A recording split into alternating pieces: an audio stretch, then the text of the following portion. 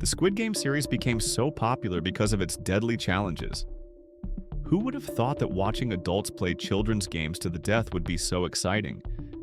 When I watched the second season, I wondered, which of all these games is the most dangerous?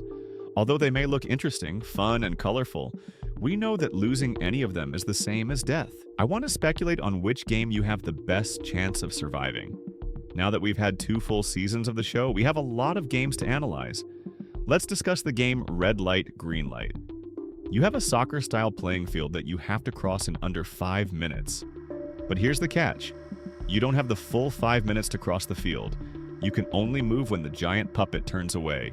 I want to speculate on which game you have the best chance of surviving. Now that we've had 2 full seasons of the show, we have a lot of games to analyze. Let's discuss the game Red Light, Green Light. You have a soccer-style playing field that you have to cross in under 5 minutes.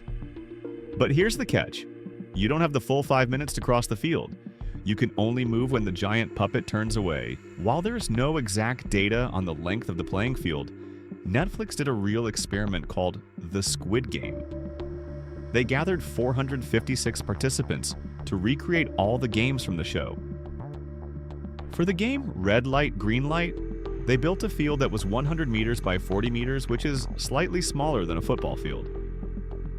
To cross this field in 1 minute 29 seconds, you would need to move at an average speed of 4 kilometers per hour. And you wouldn't have a second to spare. However, to comfortably complete the game with at least 10 seconds to spare, you'll have to move a little faster, at 4.5 kilometers per hour. And that doesn't take into account the time lost due to other players not playing fairly and being able to catch or even push you. Even if you can handle that speed, you'll still have to stand still when the doll turns around. You might think you can handle it, but so did all those players who accidentally moved or even tripped. Red light, green light. At first glance, this game seems easy because you have 5 minutes. But when you get into the details, it starts to look scary.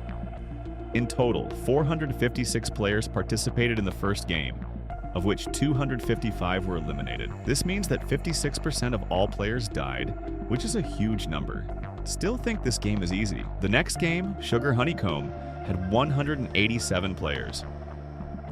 This game seems incredibly simple. You're given a hard sugar cookie with a design stamped on it, a sewing needle, and have 10 minutes to cut the design out of the cookie without damaging it. It sounds easy enough until you see the designs themselves. If you understand the concept and can choose a shape, the triangle is definitely the easiest option as it only has 3 straight sides. Next up is the circle. If you work carefully, it should go well. The main thing is not to break the cookie in half. The star is already more difficult. It has 10 small lines that need to be carefully cut out. Finally, the umbrella is the most difficult shape. Although probably many participants who got this shape thought it was impossible.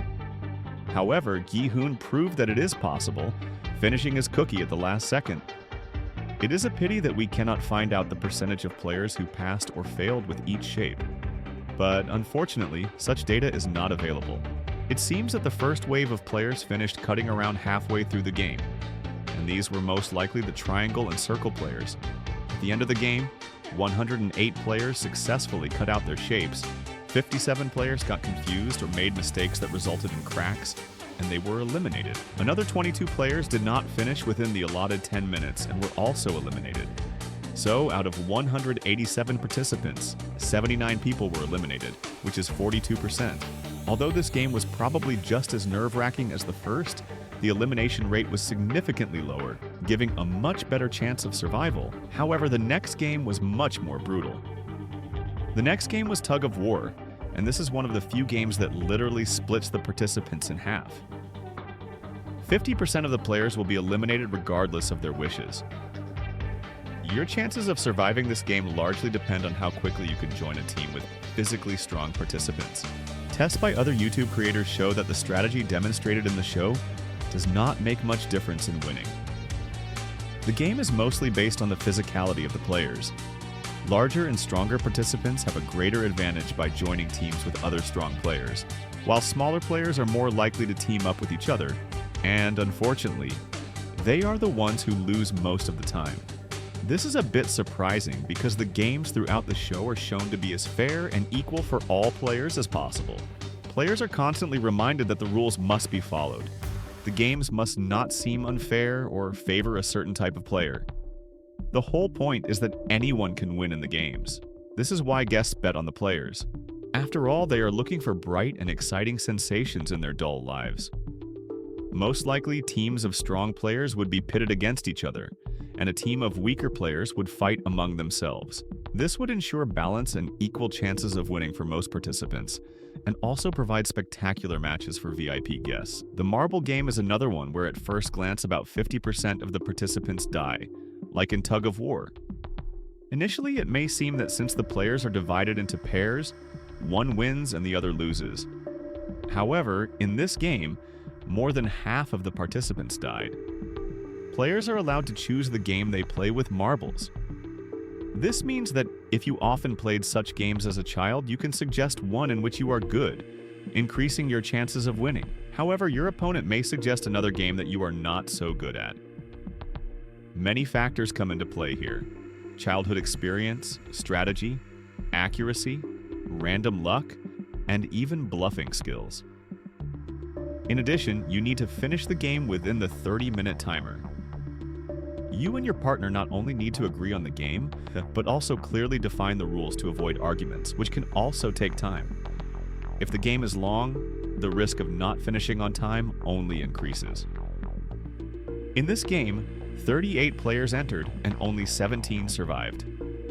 This means that 55% of the players were eliminated, although there should have been 19 people left. It seems that two couples either did not manage to finish the game or could not determine the winner. Thus, the level of danger in the marble game turned out to be higher than in tug of war. After the marble game, the remaining players were faced with a glass bridge. There were 18 pairs of glass tiles. One of the two tiles was made of tempered glass and could withstand the weight of two people, while the other was made of regular glass, which would break under the weight of one person. Players had to cross the bridge one by one in 16 minutes.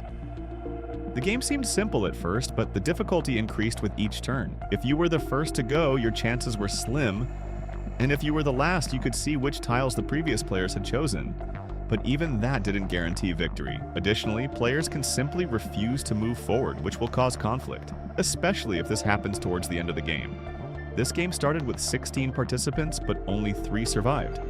This means that the fatality rate in this game was a whopping 81%. Glass Bridge is perhaps the most violent and dangerous game of all the games shown in the series. The pentathlon game is different from others in that there is a chance of survival for all participants, which is quite rare. It is a game where teams of 3 players combine to form a single 6-legged creature. Each player must complete their own task while remaining attached to their teammates.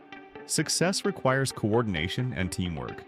Although these are children's games, the nerves of the participants are simply off the charts thanks to the soldiers with guns. In the pentathlon game, the mortality rate was about 30%, and 91 people did not advance further. This is quite a high figure for such a game. The next game was the carousel. The participants stood on a rotating platform with 50 rooms around it. After the circle stopped, the host called out a number, and the players had to form groups of that size and occupy the rooms in 30 seconds. If the number was wrong, the players left without a group were eliminated. 255 players entered the game. The first number was 10. Most managed to survive, but 5 people were automatically eliminated. However, due to the chaos, at least 30 people did not cope with the task, and most likely there were about 40 victims. Next came the number even. And from the remaining 2 players, a minimum of 10 people had to be eliminated due to the limited number of rooms. But in the end, about 40 were unable to form groups. The remaining 168 participants heard the number 3, and since the number of players was not evenly divisible by this number, another 27 people died. In the final, when 126 participants remained, the host announced the number 2. Thus, 100 people could survive and the remaining 26 automatically died. The game Carousel turned out to be extremely dangerous with an overall mortality rate of 61%. The main goal of the game was to reduce the number of players to 100 people, so that the next game would be more manageable.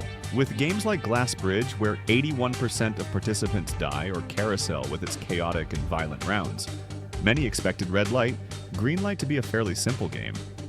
However, as the analysis showed, the highest chances of survival were in games that required coordination and strategy, such as pentathlon. Which game do you find the most difficult? Write your opinion in the comments. That's all for me. Thanks for watching, and see you in new videos.